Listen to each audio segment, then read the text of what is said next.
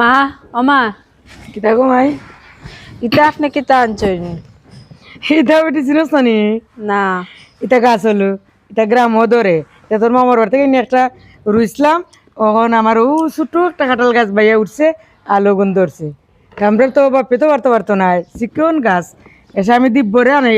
আইসলো যে দিব্যরে দিয়ে ফারিয়া রাখছিলাম ঘরে দেখছো না তুমি না ইটা কি লান খাইতে এটা আমি দেখছিও না কোনো ইটা মাছ দিয়ে খাইন চুটকি দিয়ে খাইন বর্তা খাইন আজকে আমি গুন্তরে বর্তা করম চলো করো গিয়া গুনতা কাটিলাই বঞ্জি বঞ্জি পুতা কল এটা কিতা আলু চিনো নি গো অনেকে অনেক নামেই ডাকে আমরা কই গাছ আলু নইলে কই ইটার পাতা হইলো পান পাতার লাগান পান আলু কই ওগুন নিচে আবার বড় আলু ধরে জোরে তলে তোমরা খেয়ে কোন নামে এই আলুরে ডাকো মাসিরে কমেন্টটা জানাইও এখন আলু গুনতা মাসিয়ে বানাইলাই এটা আলু আসলো আমার দিদিমার বাড়ি তাইনটা আইলো রান্তা তারপরে যে আর একটা উল আলু হইন ওগো আসলো আমার দিদিমার বাড়ি আমরা বাড়ি বাপর বাড়ি তিতা রান্তাও না খাইতাও না তারা বাড়ি খাইতাম যে স্বাদ লাগতো ও আগে স্বাদ আমার দিদিমার হাতের স্বাদ আমার মুখও লাগে দিছে ও আমি তুকাইয়া গ্রাম থেকে একটা আলু অন্য লাগাইছিলাম তা আমার বাসা তখন ওইছে বস্ত্র বস্ত্রই ধরবো ভগবানে দিলে আশা রাখি ও দেখো মাসিয়ে বাকল ফালাইয়া পিস পিস করে কাটি লিছি আপনারা চাইলে আস্তা আলু সিদ্ধ দিয়া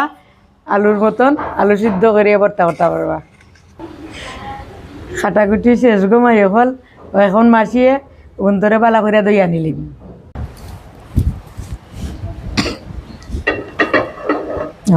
সিদ্ধ বাই দাও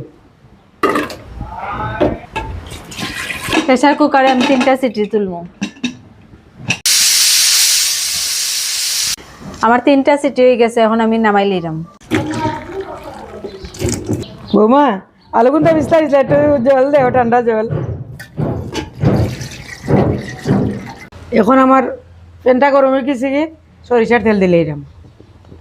তেলটা গরম হয়েছে কয়টা উকনা মরিচ বাজিলিম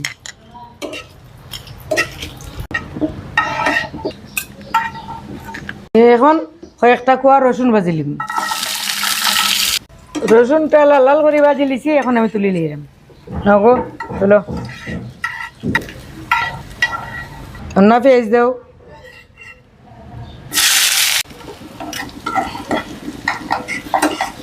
তোর মা আইছি না নিবি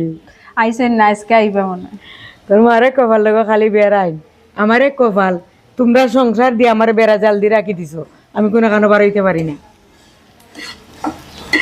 পেঁয়াজটা ওই যখন লাল লাল হয়ে গেছে এখন আমি তুলি যাম আমি তেলটার মধ্যে আলুটার একটু বাজবো না বাজলে হয় কিন্তু আলুটারে বাজিয়া পানিটা রাইলে আলাদা একটা স্বাদ লাগে রান্না তো মাই স্বাদের লাগে নিতে যেতে মতো রান্না খাওয়া যায় আলু গুনতা বাজা হয়ে গেছে এখন আমি নামাই লাইম মরিচ আর লবণে আগে ডলো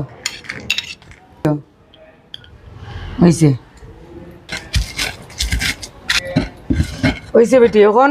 রসুনের করার পেঁয়াজ ডলে যাও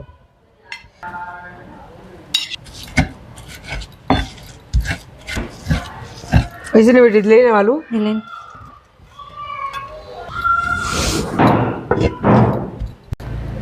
কিতাব বেটি হয়ে গেছি নি হয়ে গেছে মা তে সরিষার তেল দেও একটু কাঁচা পেঁয়াজ দেও খামরে খামরে পড়লে স্বাদ লাগে ধন্যবাদ দিলাম এখন সুন্দর করে মাখিলাম হাতের মাখা পিঠে আলাদা স্বাদ